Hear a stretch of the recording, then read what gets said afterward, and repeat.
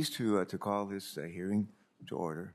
And today we again welcome Martha Williams, Director of the U.S. Fish and Wildlife Service, before our committee to discuss President Biden's fiscal year 2023 budget proposal for that agency.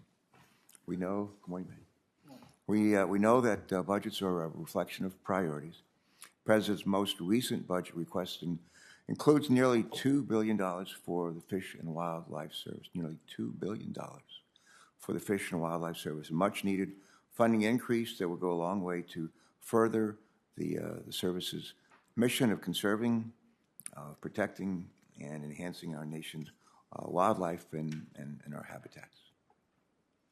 This 25% increase in funding over 2020 enacted levels is in President Biden's first budget proposal is in fairly stark contrast to the almost 15% proposed cuts in President Trump's first budget.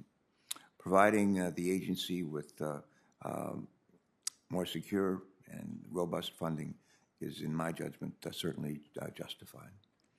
After years of underfunding the Fish and Wildlife Service, the agency's mission has never been more important. And why, people might ask, and well, let's just look at the science. In February, the United Nations Intergovernmental Panel on Climate Change released a report that I found alarming. It finds that among other perils, climate change continues to cause severe biodiversity loss and habitat degradation.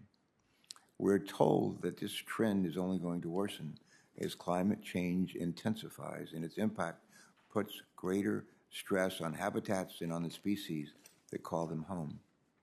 And that's not all. Earlier this year, the World Economic Forum stated that biodiversity loss is among the top 3 risks to humanity due to irreversible consequences for our environment and our economy as well. Early this week, I had the privilege of touring South Bethany Beach with a number of our local leaders. It's one of several Delaware beaches severely eroded by storms over the past 2 weeks. People travel from all over the world to visit our 5-star beaches and to view species like piping plovers and red knots.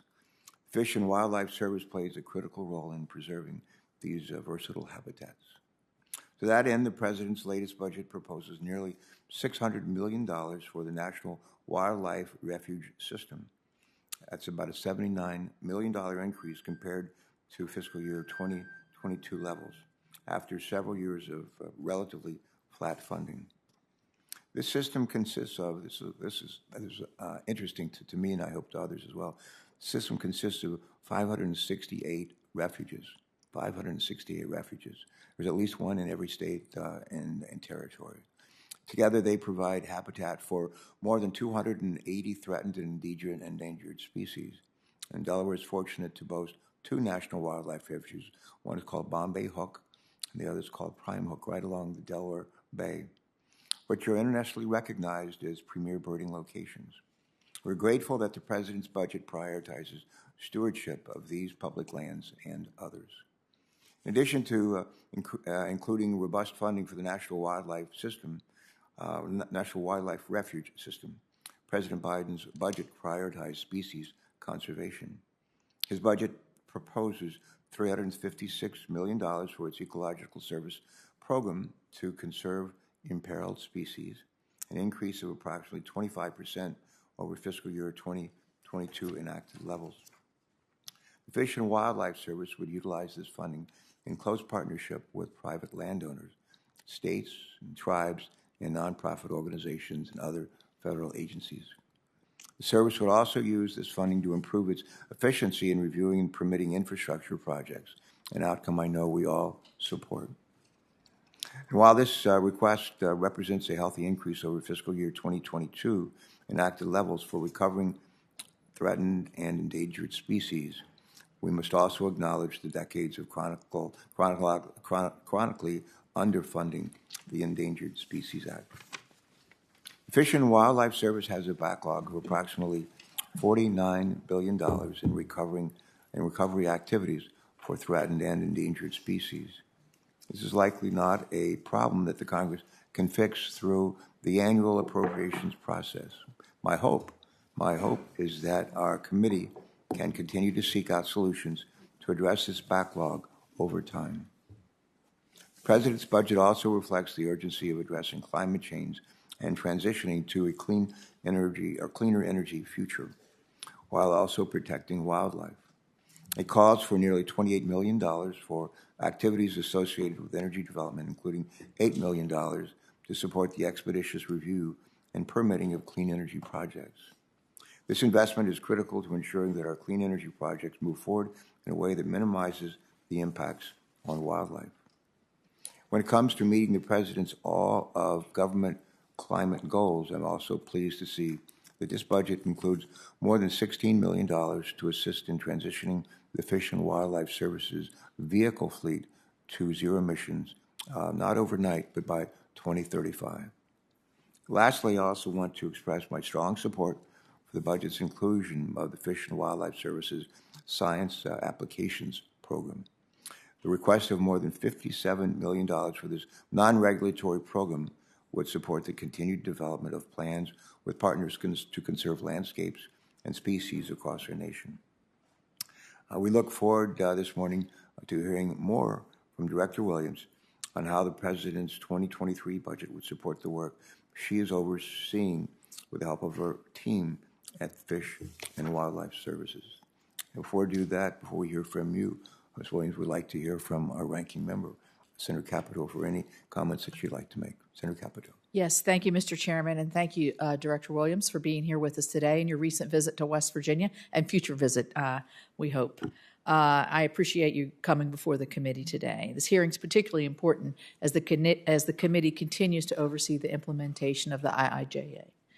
Last year, I was proud to work with Chairman Carper and my colleagues on the committee in developing and reporting surface transportation and drinking and wastewater legislation unanimously, which were then included as part of the IIJA. If implemented as Congress intended, the IIJA will facilitate the construction of much-needed energy, industrial, and transportation projects across the country. The service must play a key role in ensuring those projects are built in a timely manner. One of the well-known and long-standing roadblocks to efficient permitting is the Section 7 consultation project under the Endangered Species Act. That process requires federal agencies to consult with the service on projects that may affect listed or designated critical habitat. The process is a perennial source of delay for projects in my home state of West Virginia. I'm sure you might have had some experience in Montana as well. The service has attributed the Section 7 review and consultation backlog solely to funding and staffing shortages. But I'm not convinced that this is the reason those delays based on my conversations that I've had with our West Virginia agencies. For example, for the past 11 years, the West Virginia Department of Highways has fully funded a position at that field office and is still experiencing delays and lack of technical assistance from the field office. Additionally, the West Virginia Department of Environmental Protection is being told that they need to fund 4 positions in order to have their projects reviewed, with no guarantee of how much time those consultants would actually spend on West Virginia projects. Meanwhile, in addition to the positions the service is requiring our state agencies to fund, the administration budget asks for more than 1,000 additional, that's on top of what the states would pay for, full-time employees compared to last year. In order to evaluate that request, I think we need to review the staff the service currently has, the number of biologists on that staff that conduct consultations, and how those staff are distributed across the regional offices, and whether leaders at the service have directed them to clear the existing backlog as an administration priority. So I look forward to discussing those issues with you today. I also welcome your thoughts on another long-standing issue with the Section 7 consultation process, and that's the never-ending litigation process.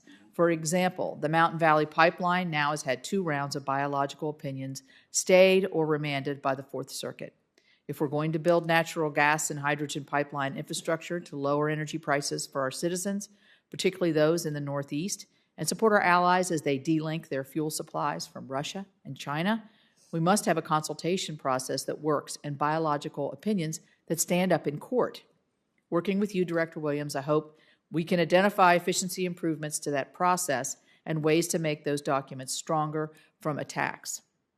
As the former director of state agency yourself, you also know firsthand how much expertise state and departments have on the species within their borders. I wonder if some of the issues with the quality of biological opinions can be resolved by a more concerted partnership with our states through improved data sharing, increased cooperation, or even delegation of review and consultation authority to the state experts on the ground. Instead of focusing on improvements, so far I feel like the administration has taken actions which will introduce more delays.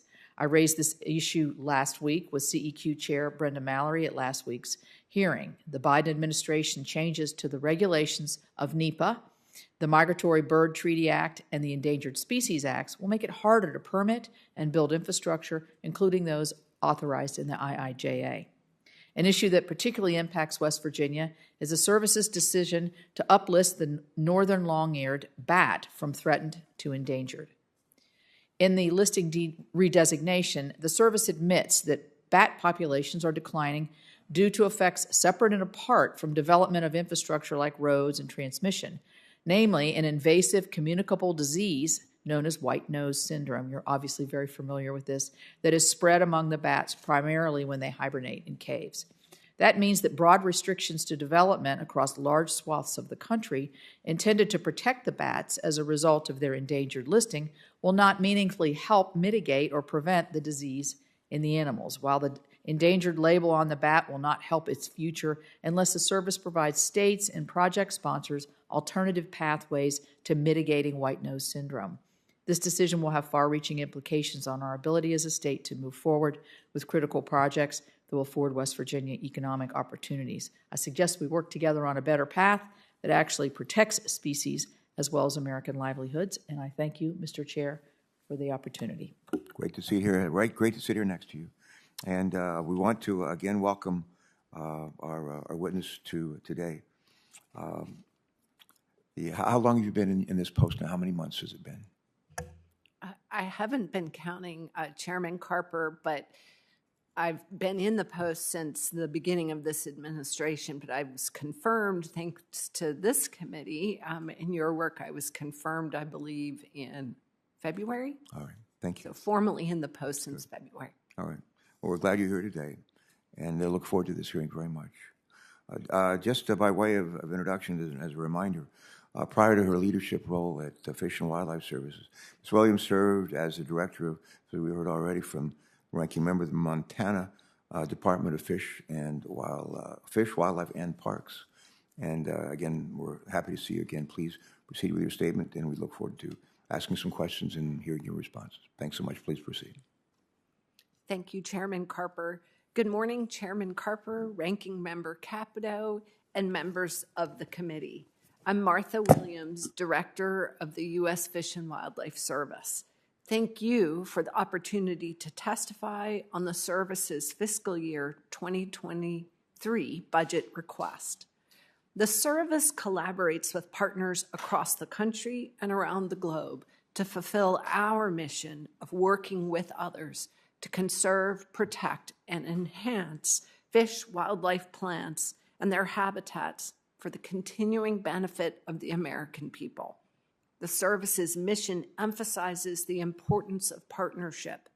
Collaboration is key to successful conservation, and it is the lens through which I view my work as the service's director. The service collaborates with partners on conservation in many ways. For example, we work with states using a science-based process to maintain healthy populations of migratory waterfowl over North American flyways. We collaborate proactively with states, tribes, private landowners, conservation groups, industry to conserve at-risk species before they require federal protection. We work with interested landowners to restore and conserve wildlife habitat on their private lands. And we provide support to our international partners to conserve some of the world's most iconic wildlife. An example of collaboration that I'm excited about is the National Fish Passage Program, which got a boost through the bipartisan infrastructure law.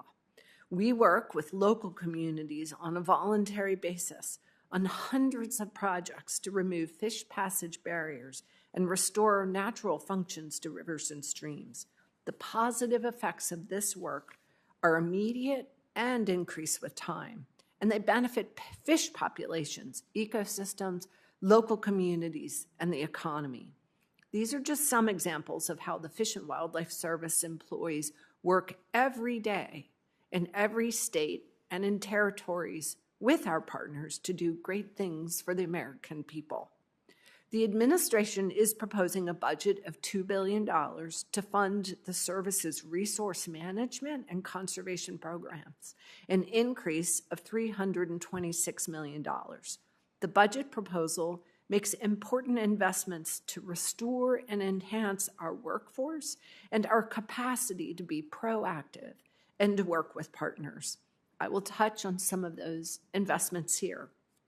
The service oversees a network of over 560 national wildlife refuges. These important public lands are managed for the benefit of fish, wildlife, plants, and their habitats, and they provide recreational and education opportunities to the public, economic benefits to the surrounding communities, and I believe, as we all learned during the pandemic, they provide such an important physical and mental health benefit to all of us. This year's budget request of almost $598 million is the largest request ever for the refuge system. The Ecological Services Program is a leader in conserving our nation's imperiled species and their habitats, ensuring that sustainable populations of fish, wildlife, and plants continue to thrive for future generations. The budget request proposes about $356 million to implement the Endangered Species Act and the other laws that the Ecological Services Program implements.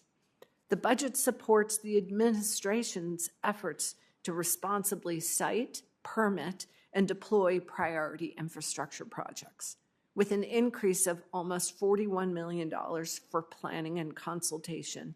The service can restore field office capacity and be better positioned to facilitate development through timely and effective environmental reviews. The request provides robust support for migratory birds and our fisheries programs, which are so important to the economy as well as to overall fish and wildlife populations. Funding for the law enforcement program would support efforts to investigate wildlife crimes, interdict illegal wildlife shipments, facilitate the legal wildlife trade, and deter the introduction of invasive species.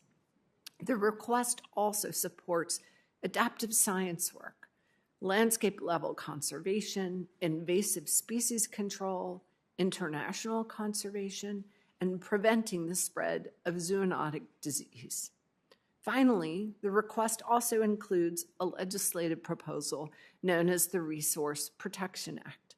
This legislation would ensure the compensation for damages to service resources, then to make sure those are used to repair those resources. We look forward to working with any members interested in this legislation. Thank you for the opportunity to testify. If enacted, this budget will make a significant difference in our ability to conserve our natural resources in collaboration with others for the benefit of all Americans. I would be pleased to answer any questions that you may have. Thank you, Mr. Chair. Thank you, Ms. Williams. Thanks so very much for joining us. Thanks for your leadership.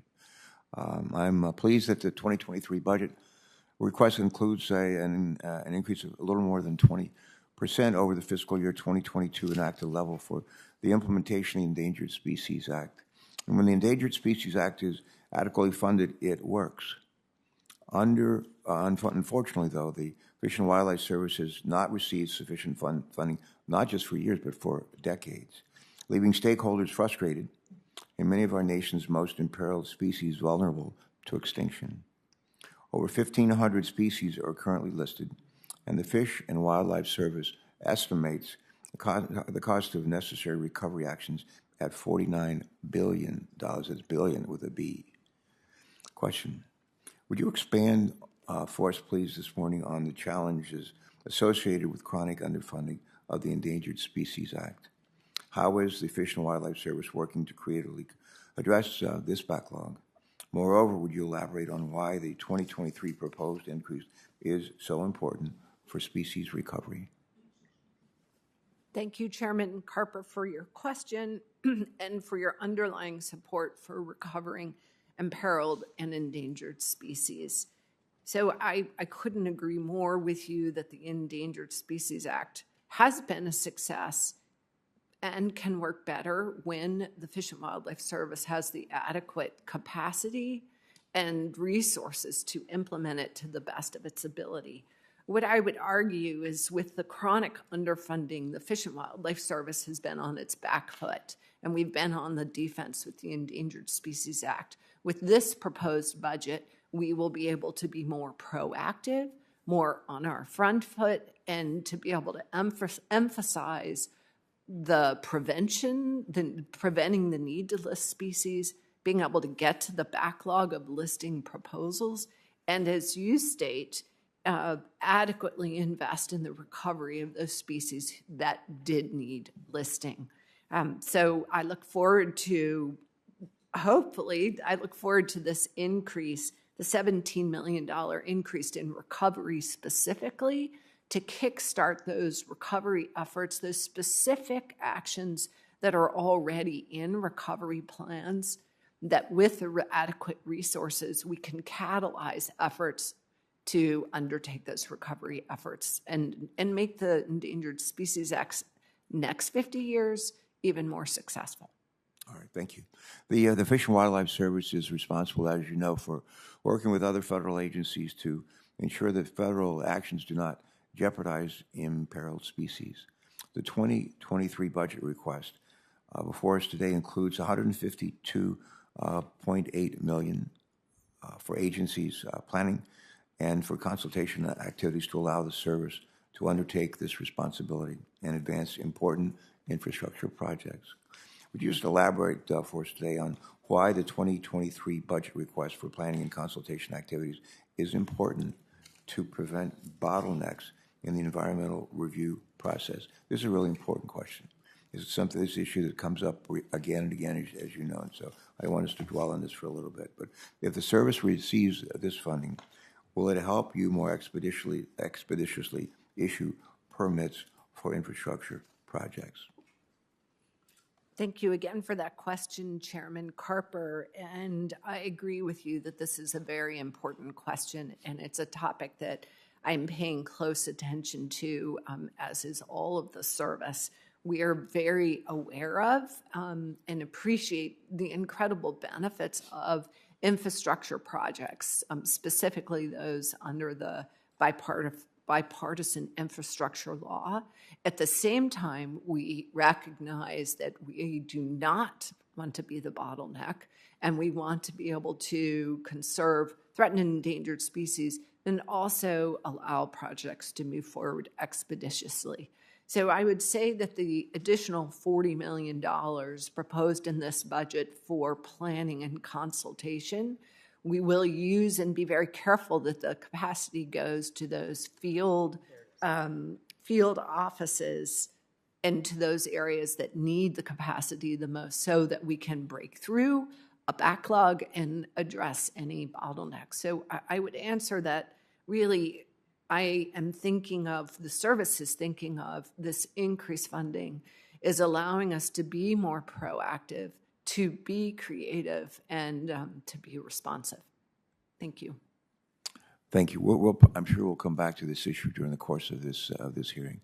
But the idea to say we're going to, and like in the last administration, call for deep cuts in funding for this agency that you lead. And at the same time, we expect to provide better, a more expeditious service with respect to permitting. It doesn't work. It doesn't work. So with that in mind, let me yield to our ranking member, Senator Capito. Senator Capito. Thank you. And again, thank you for being before the committee. I want to go back to some of the discussion that I had in my opening statement about the concerns, and the chairman just talked about this, on the Section 7 consultations and cooperation. I mean, it's been brought to our attention that we have $640 million worth of projects that have been waiting for review from the service. One of these is a Corridor H project, which is a massive 4-lane that comes into the state really opens up the state for economic development. Some of these projects have been in the queue since 2014 and 2019. So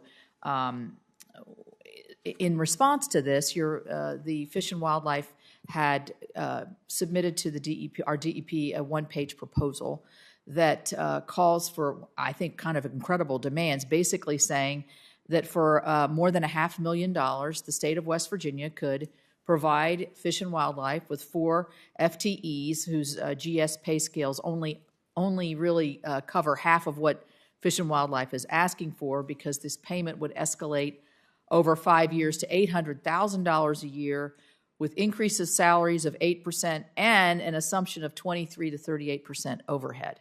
So I have to ask you, as somebody who's worked at a state agency, how does it make sense, I think, to have a proposal like this? Why would a state spend $800,000 a year on something that the federal government is supposed to be providing? Would it be better to have the state be able to have the oversight with liability protections to be able to be a part of this process? I mean, I was really surprised when I saw this proposal from Fish and Wildlife to the state. What do you have to say about the proposal, first of all? Thank you, Mr. Chair and Ranking Member. But I just became aware of this document last night and am certainly looking into it. And I think that while I can't speak to the specifics of the document more, I can understand the underlying concerns that it would present. One, I think if we work through it, I think it can be an opportunity. And I agree with you in that I think there's always the opportunity for us to work as closely as we can with our state partners. That said, our focus typically is on threatened and endangered species, and often coming from a state Fish and Wildlife agency, we never had adequate resources for non-game species, to be honest, or to be fair about it. Nonetheless, I think that there's an opportunity for us to work more closely and share in responsibility with the states. Well, I mean, I would be interested as you have a chance to look at this in more detail. I mean, I was really shocked when my staff brought it to my attention. I would love if you would come to West Virginia. So being a former state agency head yourself, to address this massive backlog, I think that would be a way for us to help us figure out how to get through these delays. Would you be interested in doing that? Absolutely, Ranking Member Capito. And I am pleased to say that we have added 2 biologists to our West Virginia field office. I know that you and your staff have worked with us so well in trying to increase capacity and effectiveness and efficiency there. So I look forward to working on that issue with you as well. Well, I think, as we pass the IIJA, we obviously, the longer the delay, the less the money. The supply chain's going up, inflation's going up, everything's going to cost more. So we had a situation where Virginia has the candy darter, West Virginia has the candy darter. They're on an endangered species list. They had a project in Virginia that they had a conservation plan. It was approved in Virginia. We had another project in West Virginia that involved the candy darter. They mirrored the same exact provisions from the Virginia conservation plan, and the West Virginia plan was rejected by the West Virginia office. What kind of inconsistencies are you finding across the country? And that's very frustrating, especially being from neighboring states and like habitats. Ranking Member Capito, I can understand that frustration. And in fact, I was on a call, it may have been yesterday or the day before, talking about a general habitat plan and the need to coordinate habitat conservation plans so that we are more consistent.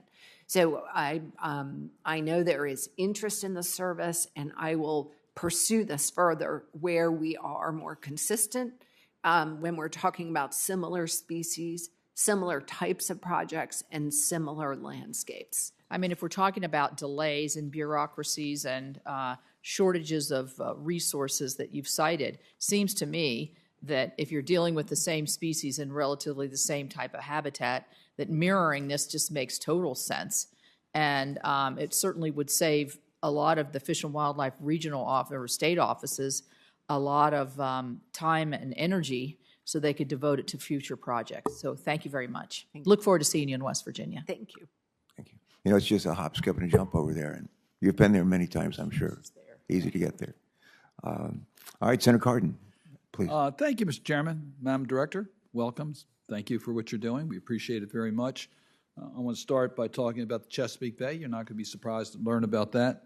We are very interested in how the Fish and Wildlife will be enhancing resiliency in the Chesapeake Bay watershed. We're excited about the beneficial use of dredge material. And we saw some in Blackwater, but now Mid-Bay on dealing with the challenges in the Bay. We have Blackwater, really exciting things happening at Blackwater, trying to preserve its wetlands. But I want to first start off with a new program, the Chesapeake Wild Program, that was in this current fiscal year, funds were appropriated. So I'm interested in how you're using this to deal with wildlife conservation as anticipated in the legislation, which provided for fish and wildlife habitat, climate change, community partnership, public access, water quality. And I recognize that in the budget cycle, it's been difficult to know what we were doing because the omnibus was so late. But we want to make sure that there is constant funding for this program. So I'm interested in your view as to the resources you'll need in FY23. Thank you, Senator Cardin.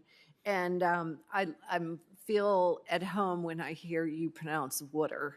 So I know it with a fellow. I feel more comfortable about that also. With a fellow Marylander. I first want to thank you, though, for your leadership with the Chesapeake Wild Program. I think it is an example of one of those programs that, while we received $4 million in our first appropriation, and that may seem small compared to some programs, it is incredibly mighty. And it's an example of how we can leverage and build off of that initial $4 million investment. We are working with the National Fish and Wildlife Foundation to deliver those funds on the ground. And I know that we received our first proposals in March and expect to announce those first set of awards late in the summer. So should Congress provide additional funding for this program in fiscal year 2023, we certainly can support that and think that it really makes a difference to the people in the Chesapeake Bay, to wildlife and habitat health. So thank you for your interest in it. We appreciate your help and partnership. We might need to get some more specific information from you. I know Senator Van Hollen is also very interested in this, so we might need to have a better understanding as to the resources that could be utilized in FY23. So I would ask your cooperation in that regard. Happy to do that, Senator Cardin. Just recently, I filed legislation with Senator Portman, bipartisan legislation for neotropical bird reauthorizations at a higher level and at a better mix from the point of view of a match to deal with a better utilization of this program. Since 2002, I think it is, there's been over 600 projects funded by the Neotropical Bird Program in 36 countries. It's vitally critical to migratory birds, including the very famous Baltimore Oriole. Yep. So just your view as to the importance for us paying attention to the reauthorization and the funds that are available. Again, Senator Cardin, I can't thank you enough for your leadership on the Neotropical Bird Program. And yes, it's incredibly important right now as the chairman opened this hearing in talking about the biodiversity crisis that we do face and that it has very much impacted birds. We know that we've lost 3 billion birds. And so this program is of utmost importance. And I think it demonstrates to all of us as Americans how much we all love birds, that it's not a partisan issue, and that it's something that I think the American public really cares about. So thank you for your leadership in this. I'm going to just mention one other issue, and that's an issue that we have not been able to deal with, and that is to allow you to recover for those who damage our wildlife refuge. Unlike the National Park Service or NOAA, you don't have the authority to assess the fines and use the fines for those who violate our refuges. We've had legislation on this in the past. I would hope that the administration, I think it's in your budget, I would hope that you would be actively engaged to see whether we can't get that to the finish line. Thank you, Mr. Chairman. Not at all. Thank you for your leadership on these issues. Before I turn to Senator Inhofe, 3 billion birds over what period of time? I realized I didn't finish that sentence. Chairman Carper, on purpose. I believe, I should know this, I believe in the past Just respond decade. for the record. Just respond for the record, if you will. Thank you. Senator Inhofe, welcome. Thank you. Director Williams, it's no surprise to you that I'm going to bring up yours and my favorite subject, and that is the lesser prairie chicken. As you know, the updated population data is a key factor when determining if a species should be listed under the Endangered Species Act. On March the 15th of 22, the Western Association of Fish and Wildlife Agencies announced plans to release updated lesser prairie chicken population data in the coming months. Director Williams, do you plan to include the Western Association of Fish and Wildlife Agency's most current lesser prairie chicken population data into your listing decision?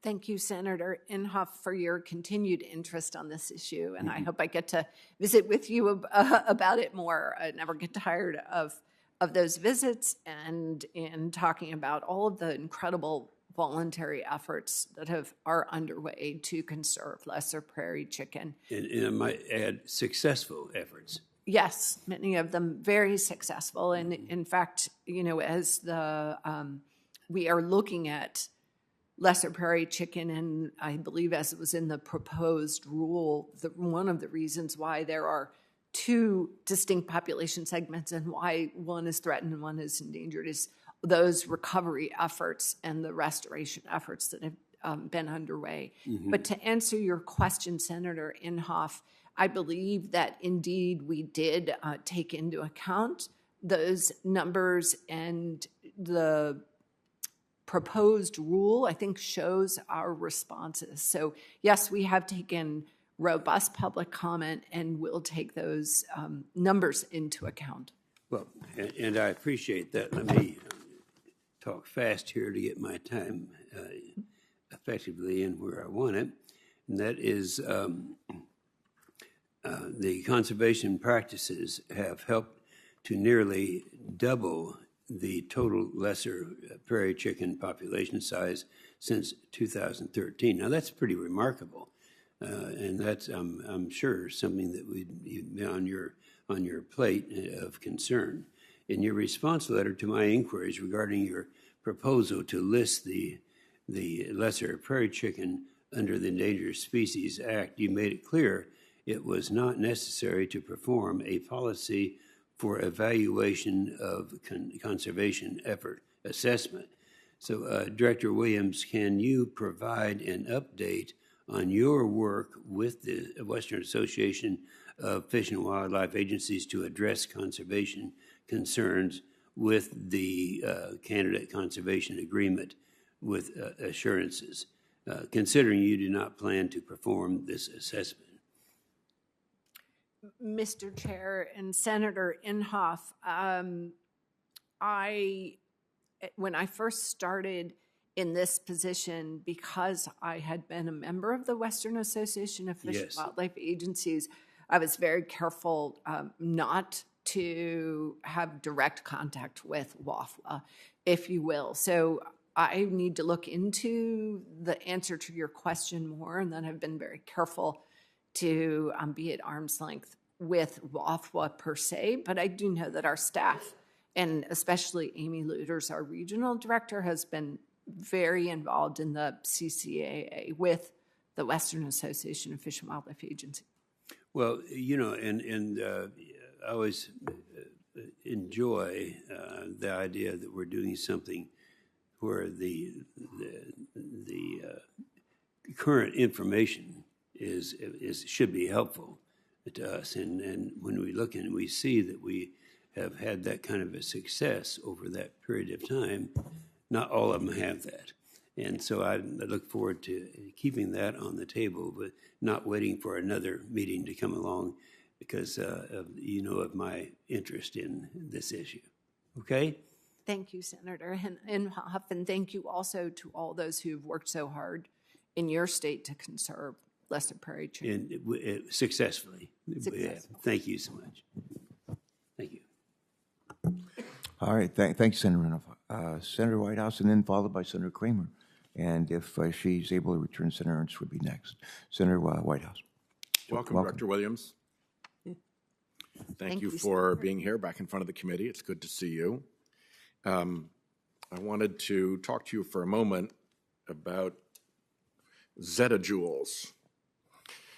A joule, as you know, Joule, is the unit of measure of heat energy. And a zettajoule is that measure with 21 zeros behind it. It's a really, really, really big number with 21 zeros behind it. And it's so big that to give it a more concrete example, the entire energy use and consumption of the human species on the entire planet adds up to 1/2 of a zettajoule. So our fossil fuel energy is less than 1/2 of a zettajoule because it's less than 1/2 of all of our energy production and consumption. For the price of that less than half zettajoule of human energy production, we have created an environment in which we are dumping 14 zettajoules, so like 30 times as much heat, into our oceans. It's the equivalent of setting off multiple Hiroshima-sized atomic bombs in our ocean every single second. It's warming at a colossal geologic level. And we're not paying anywhere near enough attention to what this means for our oceans. But with that kind of upheaval happening in the oceans, it makes it increasingly important that the Fish and Wildlife Service pay adequate attention to what is going on to saltwater fish and ocean wildlife, as opposed to just freshwater fish and terrestrial wildlife. So I'd like to ask you what you are doing to make sure that in light of that kind of change happening in our marine environments, your organization will continue to expand its focus on saltwater fish and coastal and marine environments. Mr. Chair and Senator Whitehouse, thank you for that question. And I have to say, I share your concern about the unprecedented challenges facing our oceans and our coasts. And there are a number of different ways that the Fish and Wildlife Service, even through our 2023 budget request, have asked to increase and pay more attention to these issues. So we did request a $2.3 million increase for the coastal program. We also asked for a $2 million increase in the Coastal Barrier Resources Act. And on top of that, I would like to say I believe, are working very well and closely with our sister agency at NOAA and understand these shared responsibilities that we have on these unprecedented challenges.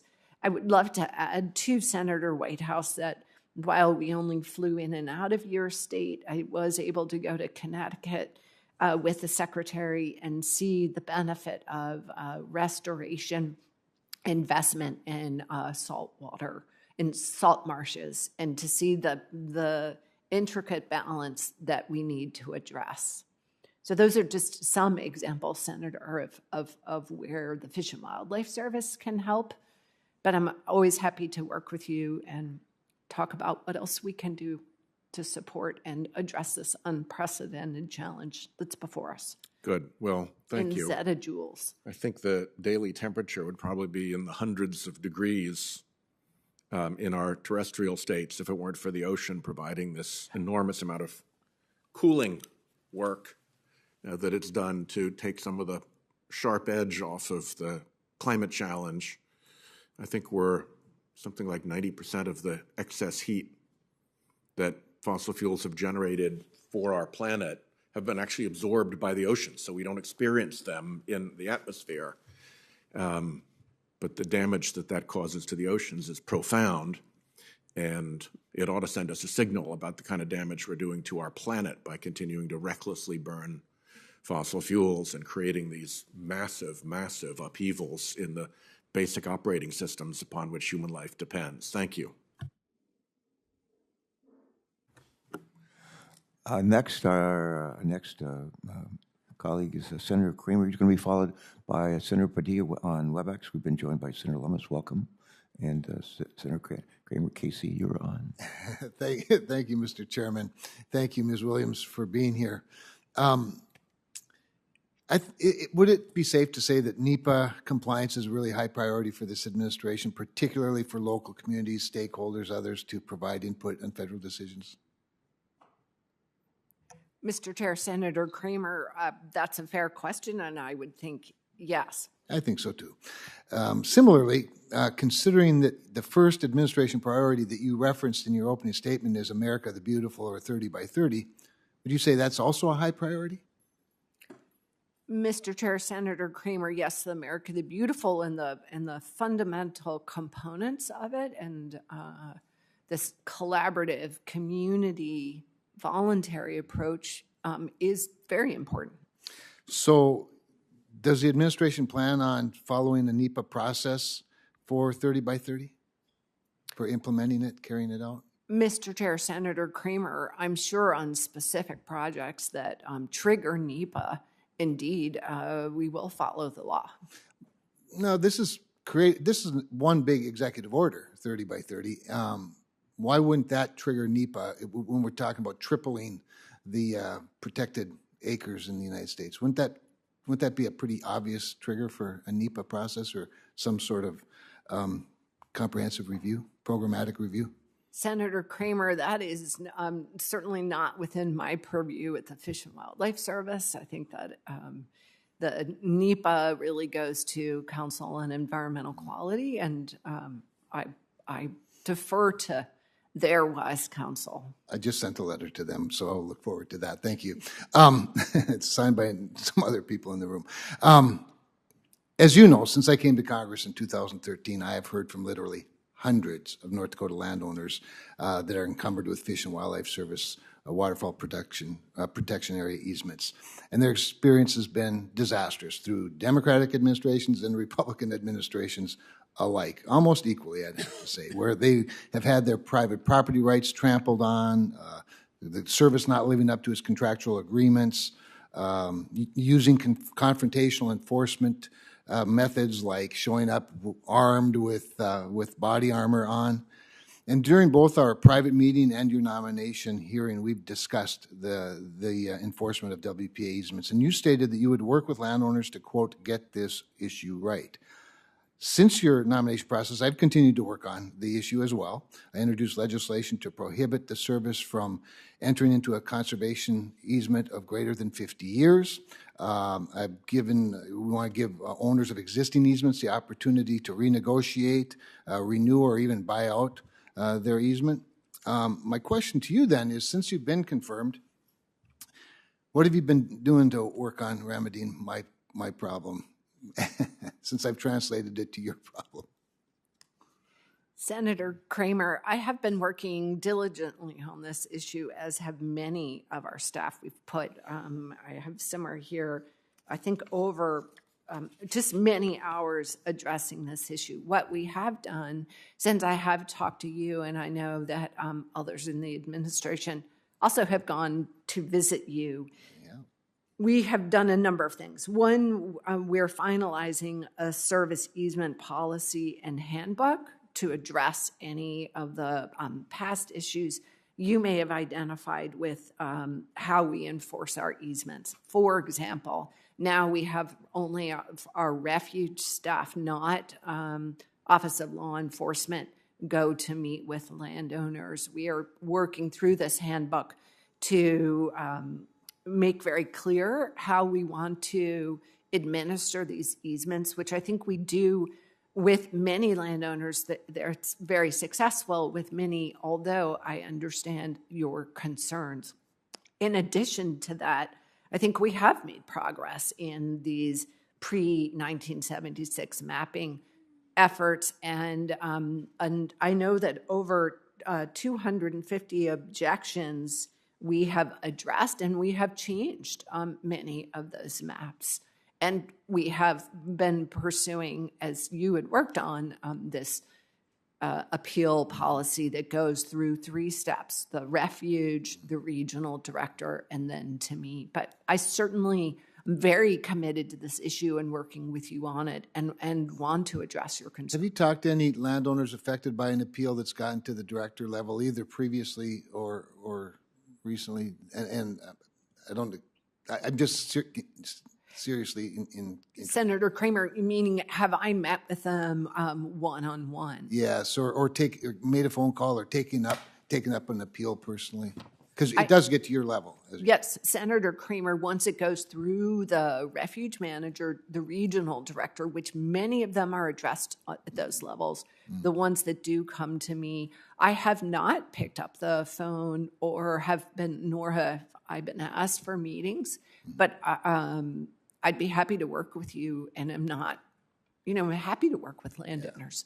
We might want to dig into that a little more specifically, maybe privately at some point, just because I don't know of a single appeal that's ever been upheld on behalf of the landowner. So the process maybe is better, but I don't know of any. That's not to say there hasn't been one, but I don't know of any. But Senator Kramer, I can assure you that we have changed through the appeal process. The easements and the delineation, some of them have changed, and we have definitely responded. Thank you. Thank you, Mr. Chairman. Thank you. I think we're going to be joined by Senator Padilla by WebEx. Senator Padilla, are you out there? Thank you, Mr. Chairman. Yes, I am here. Welcome. Director Williams, I was glad to see that the fiscal year 2023 budget includes increased funding for so many critical conservation programs, like the Cooperative Endangered Species Conservation Fund, and for ecological services that support efforts to prevent Endangered Species Act listing of species. I think it's critical that all of our federal agencies are well equipped to protect threatened and endangered species. And while the Fish and Wildlife Service is the primary agency charged with conserving fish, wildlife, plants, and their habitats, I also respect that you work collaboratively with other agencies who have their own important roles in recovering threatened and endangered species. In fact, the Endangered Species Act requires other land management agencies to carry out programs to conserve listed species. That's why I'm also pushing for increased funding at the Forest Service and the Bureau of Land Management for programs related to threatened and endangered species conservation programs. All that to say the following. In my home state of California, we have significant amounts of federal land that is managed by the Forest Service and BLM that's home to numerous listed species. So my question, Director Williams, is this. Can you talk for a minute about how Fish and Wildlife collaborates with other agencies like BLM and Forest Service to better conserve and restore listed species and their habitat? Thank you for that question, Senator Padilla. And indeed, that's a priority for me and for this administration, for the department, the Interior Department, and for the Fish and Wildlife Service. And I would say that it's an area of focus where I've worked closely with my the bureau chiefs, whether it's the Park Service, the BLM, with other agencies, USDA. I work with them very closely. and think that it's incredibly important. And in fact, I think one of the hallmarks of this administration is that we have worked through some challenging issues and we've hit them head on. So I also agree with you in that I think this is an opportunity for the Endangered Species Act. Were we to have the capacity and adequate resources, we can be more proactive in our administration of Section 7A1 and 7A12 of the Endangered Species Act, and in being more proactive in how we work with other agencies in consultation and on their efforts on their land. So it's of utmost importance. We are doing it, and I also think it's where we can do more. Great. Well, as a follow-up to today, not to answer right now, but we'd love to also hear what else Congress can do to support you and the other agencies in these efforts. But in my time remaining, I did want to raise one other specific issue, and that is pleased to see the service's attention to the Lake Tahoe region in the fiscal year 23 budget, particularly the work you're doing to prevent the introduction and expansion of aquatic invasive species and to conserve native species like the Lahontan cutthroat trout. In addition to protecting Lake Tahoe from the threat of wildfires, removing and preventing aquatic invasive species in Lake Tahoe is one of the highest ecological priorities for the area. And as you know, the federal government owns and manages approximately 78% of the land within the Tahoe watershed, making federal involvement in the region critical. We had a success in response to the zebra mussels threat in 2009 because of successful watercraft inspection programs that were implemented. So the question is, how will the services budget request build upon the bipartisan infrastructure law's investments in invasive species management and continue to implement initiatives to fight invasive species in Lake Tahoe and protect native species? Thank you, Senator Padilla, for your interest in the Lake Tahoe region and in the leadership that you've shown on this issue so far. And as you noted, the bipartisan infrastructure law is a terrific investment in this region, and one that we are deploying strategies to really prevent the introduction and spread of aquatic invasive species. I've long been aware of and have followed the Lake Tahoe Aquatic Invasive Species Management Plan.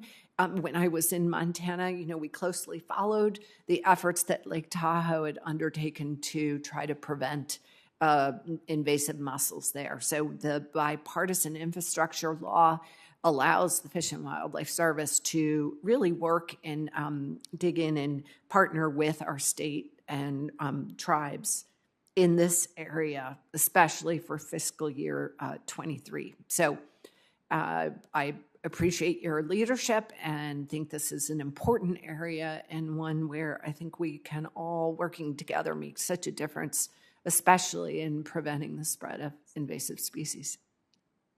Thank you very much. Looking forward to our follow-up. Thank you, Mr. Chairman. Senator Padilla, thanks for joining us today. I'm going to slip out and take a phone call. Senator Lummis, you're recognized, and I'll be right back. Thank you. Thank you, Mr. Chairman. Thanks for joining us. Good to see you again, Director Williams. During your confirmation hearing, I used the entirety of my time to visit with you about the Greater Yellowstone grizzly. And I'm going to start with a question about that again today because it's so critical to my state. So my first question is, will the service follow the statutory deadline set by the ESA to respond to Wyoming's Greater Yellowstone grizzly delisting petition within 12 months with a status review and recommendation? These timelines are really important to us. Senator Lummis, thank you for that question, and I enjoyed visiting with you on this issue because it's one that's very near and dear to my heart as well, and have very much appreciate the efforts of your state and the leadership they've shown, especially recently with grizzly bear recovery efforts. the Fish and Wildlife Service did receive a petition from the state of Wyoming, as you mentioned. We also received one from the state of Montana and one from the state of Idaho. They are similar, but not entirely the same. No surprise there. And we are currently working on all three of these petitions, and I'm certainly aware of the deadlines that the Endangered Species Act sets out. Well, and the reason for my asking the question, of course, is that the service has already missed an initial 90-day deadline. And if you're trying to bundle our petition with Montana and Idaho, I want to encourage you to respond to Wyoming's petition alone and on its own merit, because doing them together will slow things down for us so incredibly and make it even more difficult for us to address the ongoing issues as this issue is slow-walked and not dealt with in a manner that I believe would be contemplated under the Act. So is it your intention to address them all three together? Or are you willing to address the Wyoming petition as a standalone? Senator Lummis, I don't think I can answer that perfectly for you. I know that, our regional office, they're working on this, and I have not been engaged at the moment, nor should I be, in that this, is a scientific review at this point, other than I know that they're working on these.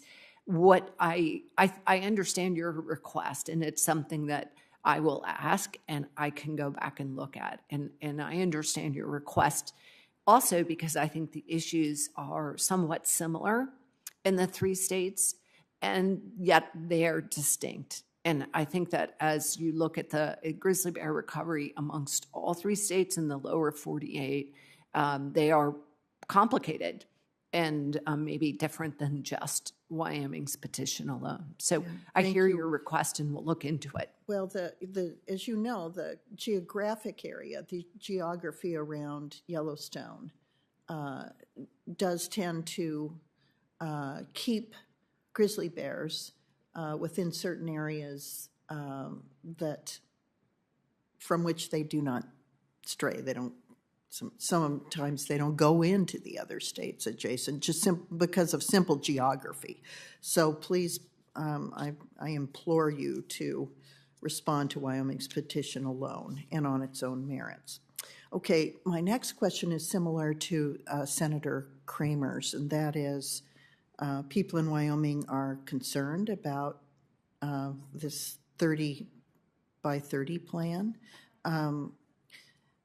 And of course, NEPA requires that any major federal action undergo analysis. Do you believe that 30 by 30 should undergo NEPA analysis?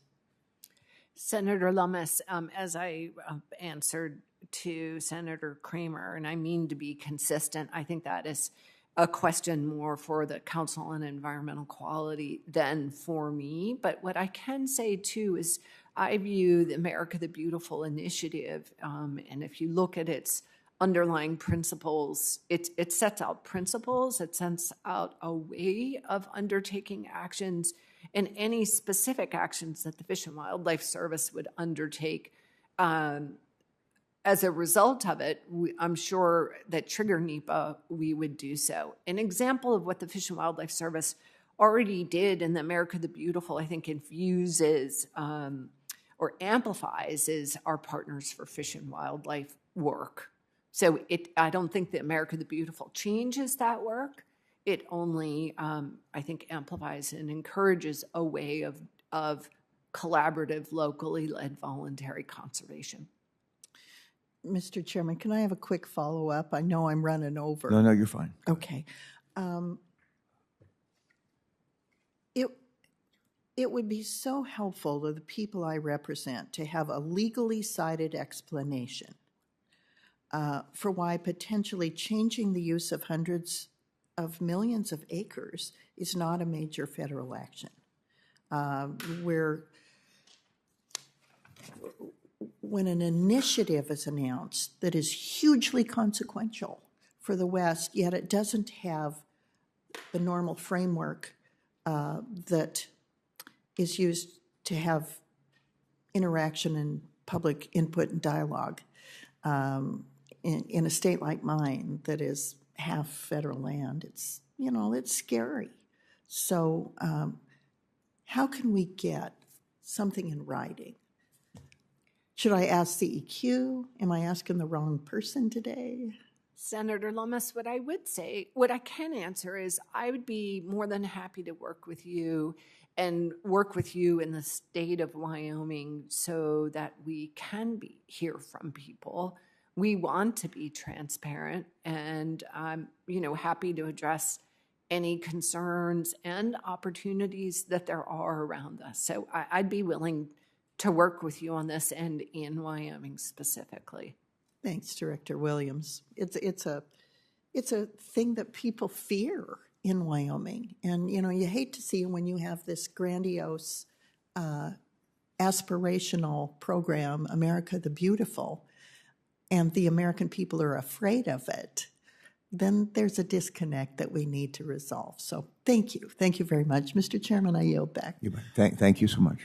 I have several more questions I'd like to ask. We may be joined by Senator Sullivan and a couple of others, but we're at least halfway home right now. My next question would be to deal with Fish and Wildlife Service Collaborative nature. And during your visit to Delaware last year, thank you for coming. My recollection, you came actually before you'd been confirmed, as I recall. But during your nomination hearing, we talked a good deal about the Fish and Wildlife Service's collaborative conservation efforts. Specifically, we discussed how the Fish and Wildlife Service is working with partners to prevent a species like the salt marsh sparrow from requiring protections under the Endangered Species Act.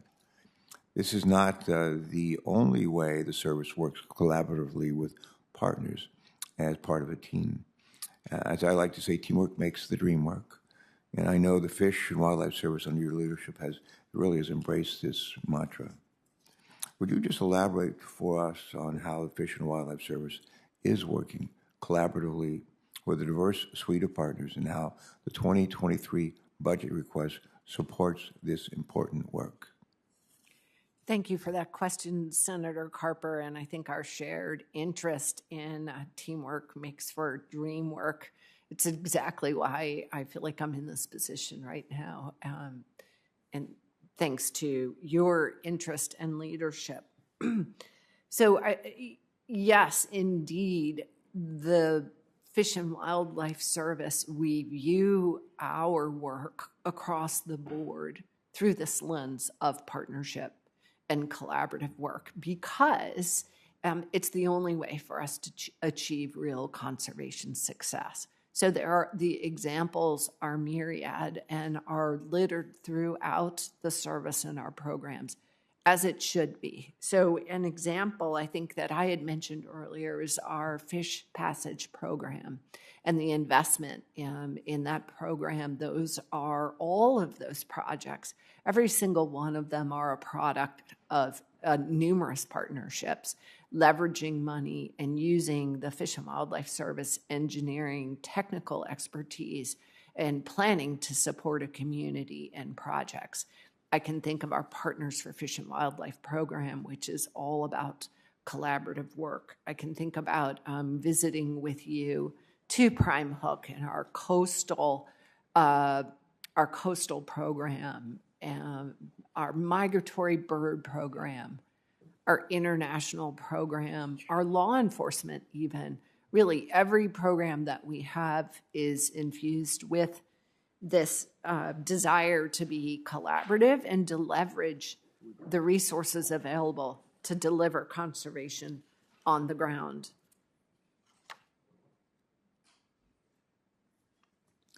I've been joined by a couple of our colleagues. They came in just at the same time. Who would be next? Senator Sullivan and Senator Kelly, thank you for joining us. If you can stay, we'd be grateful. If you can't, we understand.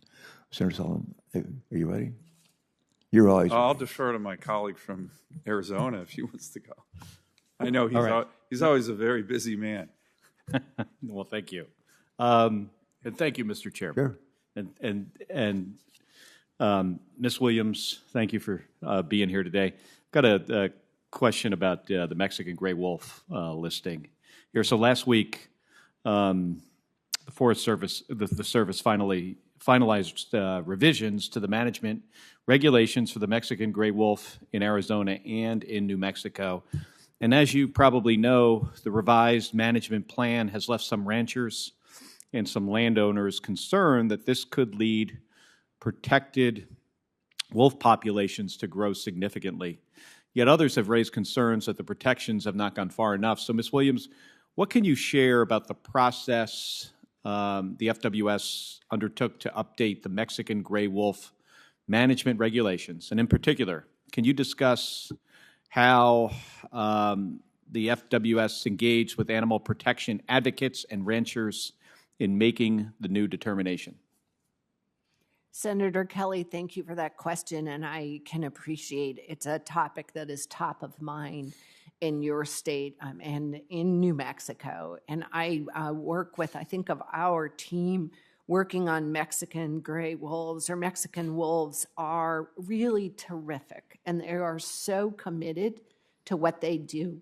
And they understand that on the ground, this recovery efforts do have impacts to ranchers, to the communities, and yet that their work is scrutinized well beyond those in your state and in New Mexico. So it's all of our work, frankly, on wolves, regardless of the state or the species of wolf. We know there's intense interest in scrutiny. What I can say specifically to answer your question is I know that our region and our staff really tried to undertake the most robust public process they could in getting to this decision. But I recognize that we can't make everybody happy, and probably that there aren't any perfect answers, but that they are trying hard to address all of the comments and concerns that come in and trying to have a robust process where people can feel heard. And do you, so your understanding is that Fish and Wildlife did do a robust engagement with both ranchers and animal protection advocates? My understanding, Senator, is yes. I don't know that the outreach was necessarily targeted, but I know that we engaged with any group that wanted to. All right. Well, thank you.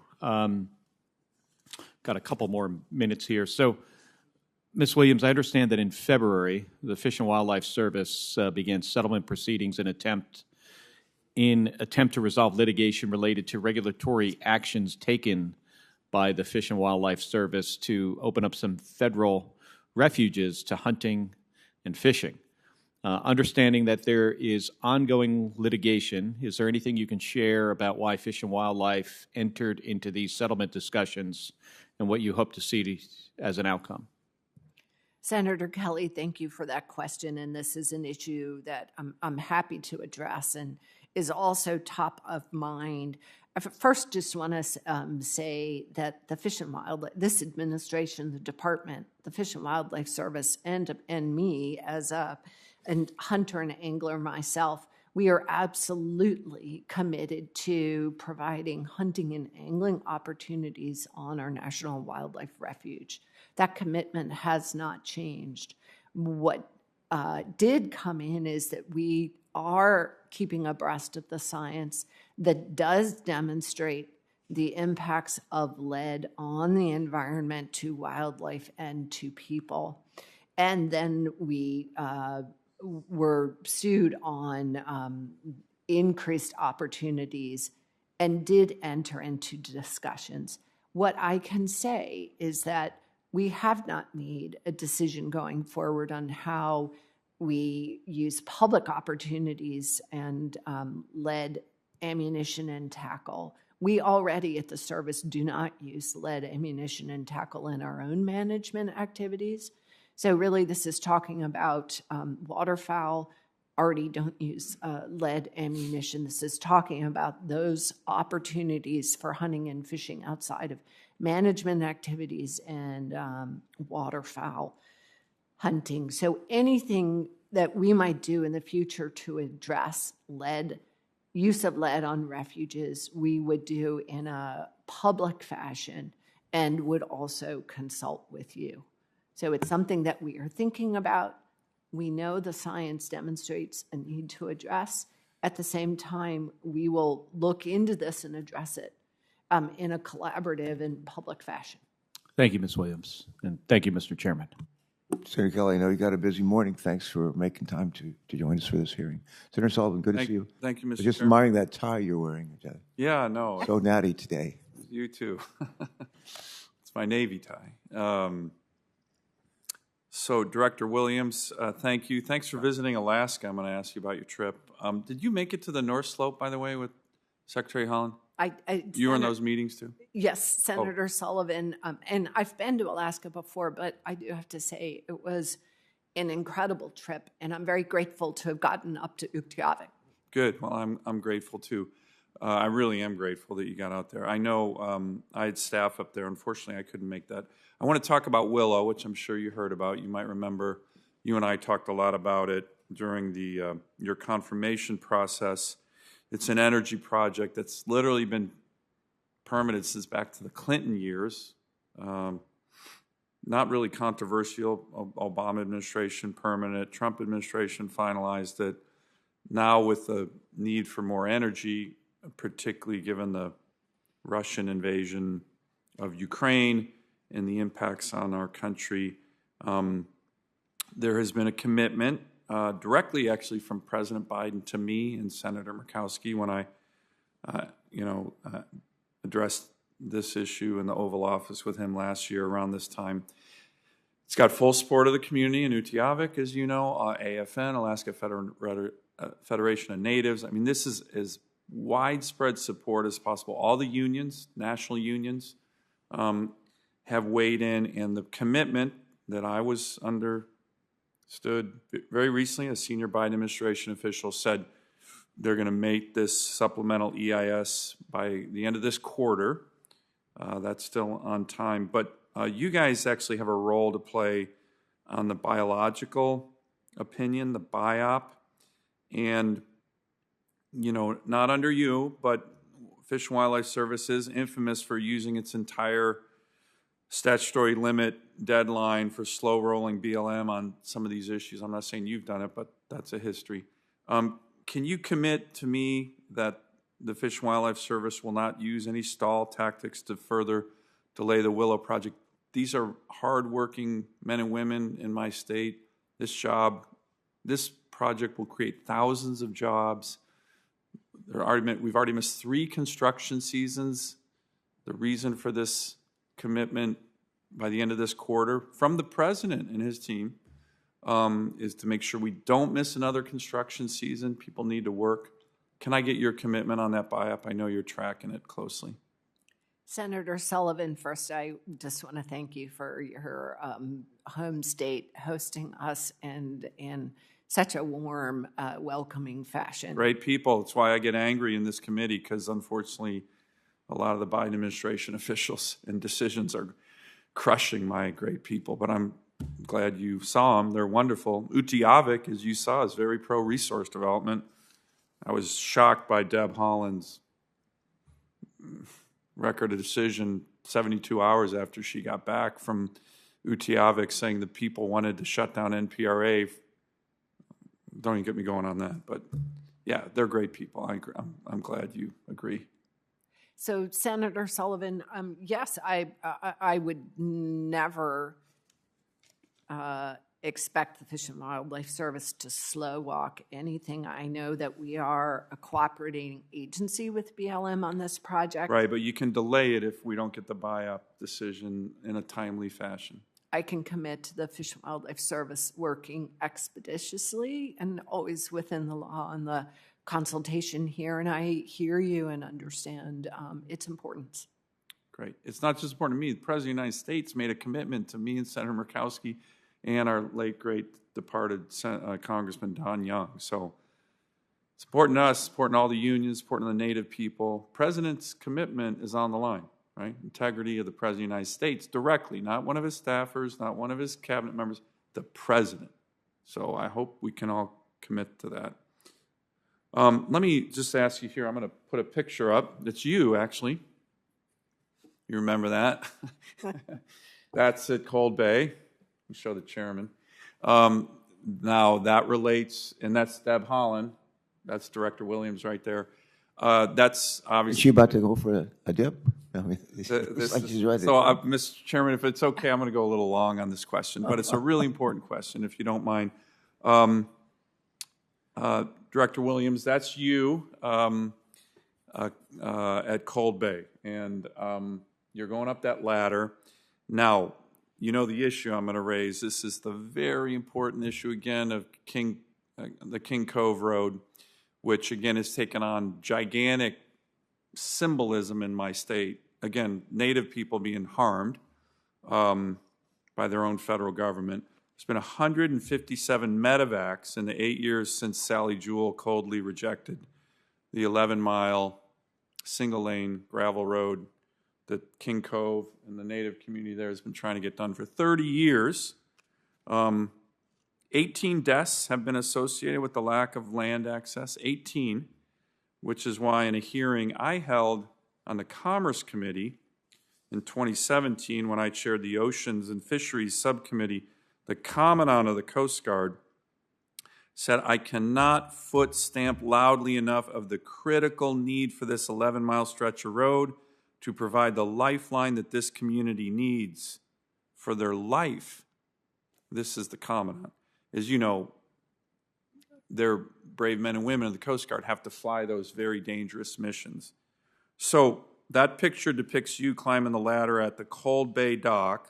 If a plane cannot land in King Cove, which is often the case, 100 days out of the year, they usually have horrible weather, you probably saw some, that they can't do rescue missions. So this would be the equivalent of someone being medevaced 2.5 hours from King Cove to Cold Bay to the big airport at Cold Bay. And I mention that because could you imagine if that was snowy or freezing weather, or you were 8 months pregnant or in terrible health or a senior, to get up that ladder, right? You did it. Looked like it was a nice day there. But it's hard to do, even on a nice day. So what were your impressions? I know you want to talk about great people. Utiavik has great people. The King Cove people are just the best. They're incredible. By the way, they're all veterans, Mr. Chairman. All these Native communities, highest rates of military service of any ethnic group in the country, Alaska Natives and Lower 48 Indians. So patriotism runs so deep in these communities. But what were your impressions, and are you getting ready with the Secretary to make a recommendation to finally, after 30 years, support a simple single-lane gravel road between King Cove and Cold Bay? So if you're pregnant at 9 months and there's a medevac, you don't have to climb up that ladder. Senator Sullivan, thank you for that question, and I understand the importance of this issue, and I know that you care very deeply about it. Everybody in Alaska does. It's very interesting. Democrat, Republican, Native, non-Native. If you ask the average Alaskan citizen, what do you think about the King Cove Road? Everybody will know what it is, and that's out on the Aleutian Island chain, as you know, way the heck out there. Well, I think a few things in your question, and one, I want to be very polite and respectful, but I am glad that I got to take my extra tufts and that they made it into the photo. But and I'm sorry, I just had to say that. I hope those were made in America, not in the China. Saw the photo, and I'm glad. Very much glad that I got to go to King Cove, go to Cold Bay, and indeed climb on that ladder.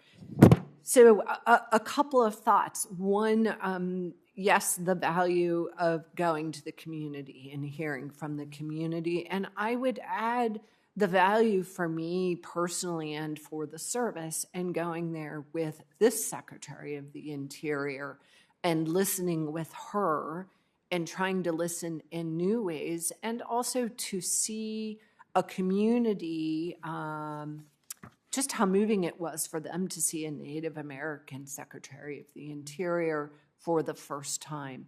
And thus, Well, I an hope this Native ability- American Secretary of the Interior treats the Native people of my state with respect. So far, with all due respect to Secretary Holland, she hasn't been doing that. So it's great that she has that background, but the true test of how she cares about the Native people is the actions she's going to take. So, and this is a big test. So is Willow. So Senator Sullivan, then to the question, one, as you know, this is an ongoing litigation. But with going there, I know and saw firsthand both mine, but especially the Secretary's interest in this, a recognition of the challenges that King Cove continues to face, and the need to continue to seek a balanced path. And because it's an ongoing litigation, I can answer that I believe that the Secretary remains open to having all options on the table. But, Mr. Chairman, if I may, and I'm sorry. we're going to have this to is wrap really up important. very soon, My please. final question. The Secretary said she was going to go to King Cove. She said she would make her decision on whether to support the litigation after her trip.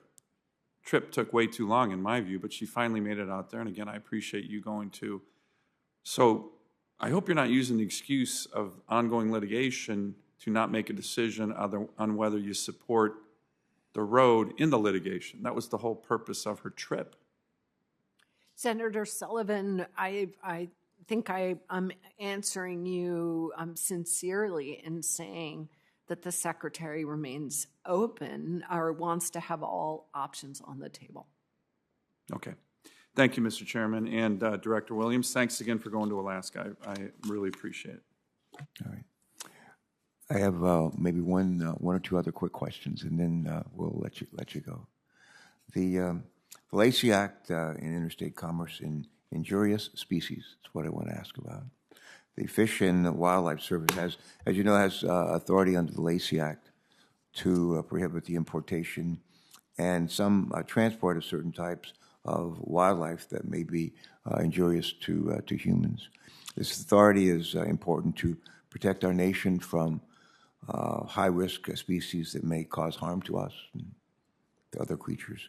However, the courts have recently ruled that the Lacey Act does not allow the Fish and Wildlife Service to regulate interstate commerce in injurious species, notwithstanding decades of generally accepted practice during which the Fish and Wildlife Service has exercised this authority. Budget request mentions that this court decision has created challenges for the service.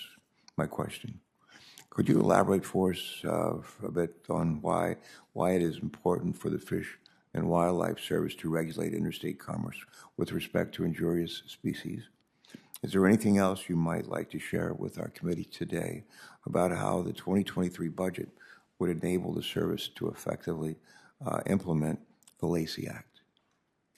Thank you for that question, Chairman Carper, and for your leadership on this issue. It's been really important. And as you noted, the Lacey Act is critical here in that if the Fish and Wildlife Service were able to, as we had in the past, to regulate the importation and transport, so the interstate transport of invasive species that have been determined to be injurious, our ability to do that can help prevent invasive species, these high-risk, injurious invasive species, from taking hold so that we can prevent their establishing populations, which we know is so costly to the economy.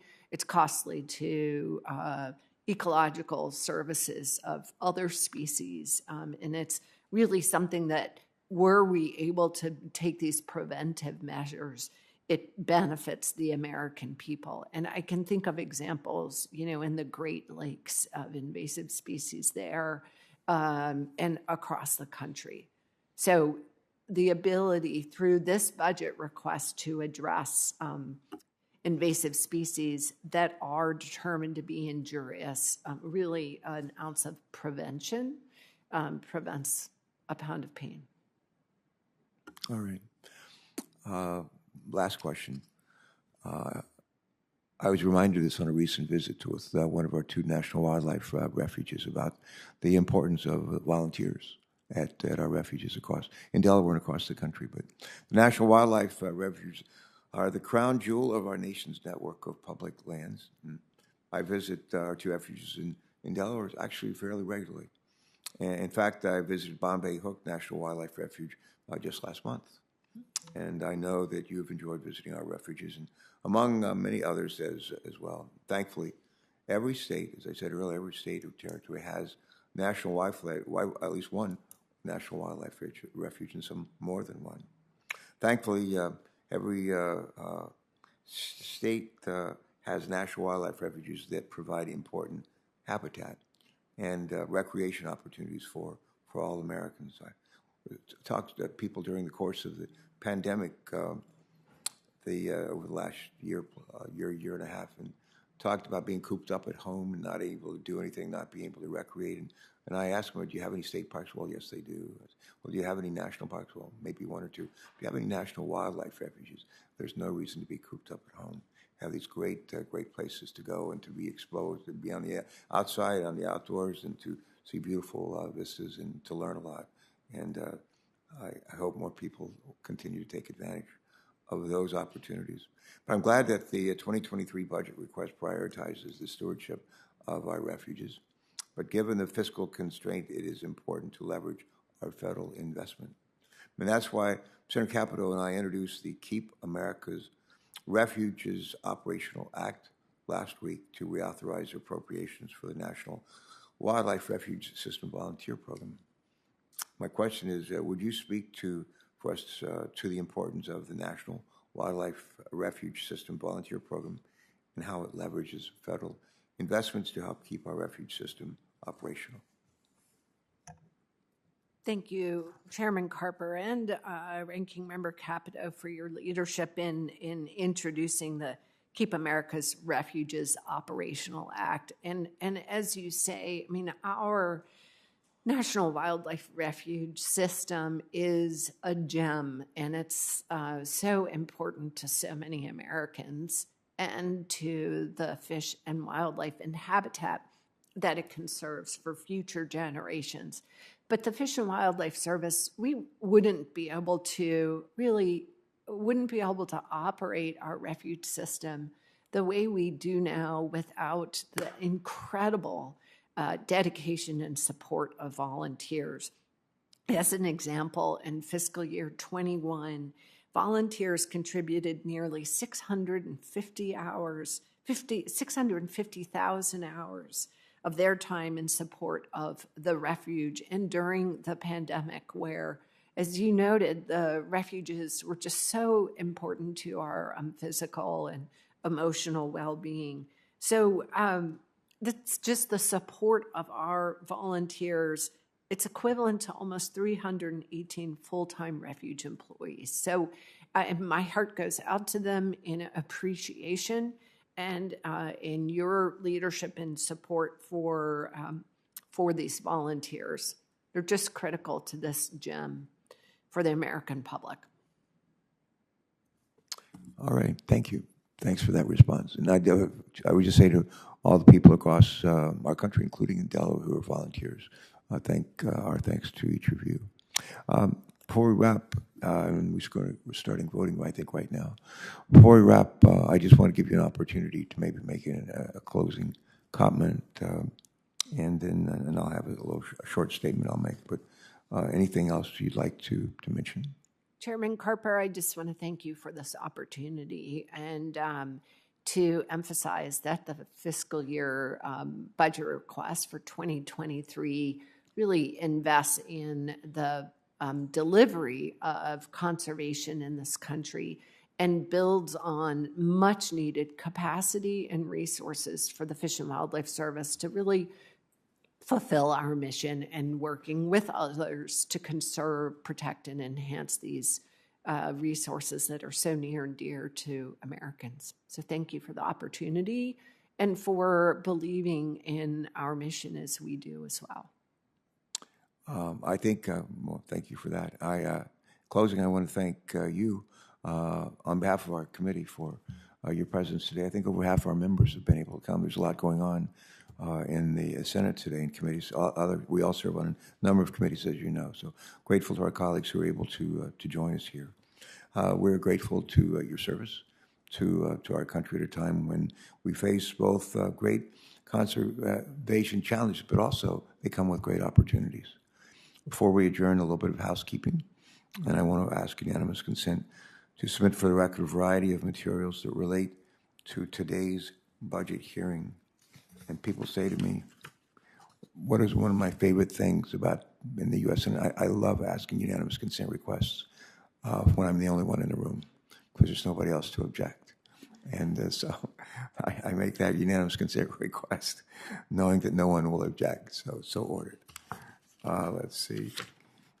And last thing I would add to that, senators are going to be allowed to submit written questions for the record through the close of business on Wednesday, June 1st of this year, and we'll compile those questions and send them to you and ask you to reply by Wednesday, June 15th. And I think with that, I think we're done. With that, this hearing's adjourned. Thank you so much.